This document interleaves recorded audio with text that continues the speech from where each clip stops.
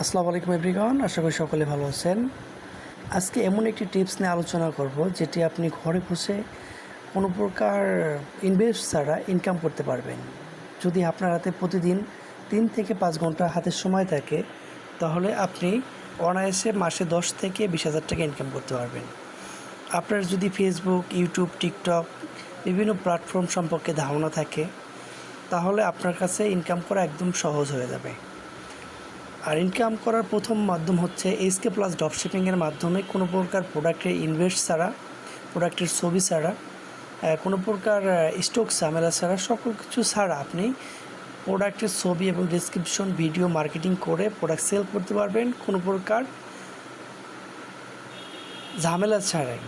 প্রতি মাসে আপনি কমপক্ষে 10 থেকে 20,000 টাকা ইনকাম করতে পারবেন।